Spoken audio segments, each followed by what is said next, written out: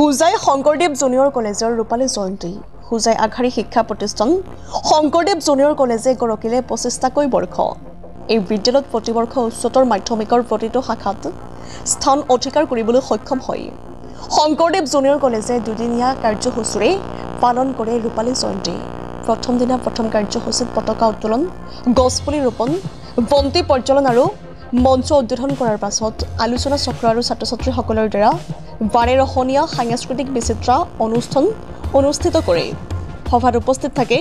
শিক্ষাগুৰু অভিভাৱক ৰবীন্দ্ৰনাথ বিশ্ববিদ্যালয়ৰ প্ৰাক্তন অধ্যাপক শ্ৰী পৰিতোষ পাল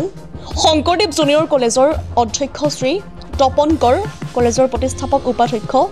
শ্ৰী সমীৰ চৰকাৰ অধ্যাপক ৰাজৌলি প্ৰসাদ KMK বিদ্যালয়ৰ অধ্যক্ষ শ্ৰী শুভ্ৰা কৰ শ্ৰী গোৱালা দেৱী প্ৰতিষ্ঠাপক শিক্ষয়িত্ৰী শ্ৰী বিনীতা সিংহ বৰ্তমানৰ উপাধ্যক্ষ শ্ৰী বাস গোপ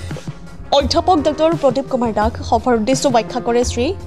জ্যোতিপ্ৰসাদ গগৈয়ে সভাখন আন্তৰে শ্ৰী কাকলি মালাকাৰী আজি 9 আগষ্ট 2024 আজিৰ পৰা 25 বছৰ আগত আমি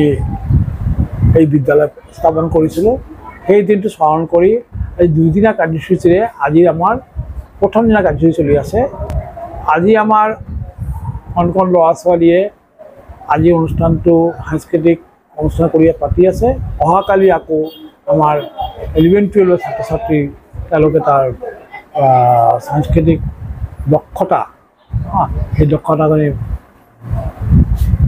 অনুষ্ঠিত কৰিব আৰু তাৰ কাৰণে সাংস্কৃতিক অনুষ্ঠান কালিও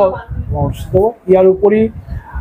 বছৰজোৰা বিভিন্ন কাৰ্যক্ৰমেৰে আমি আমাৰ ৰূপালী জয়ন্তী বৰ্ষ উদযাপন কৰোঁ news desk report news 24 Assam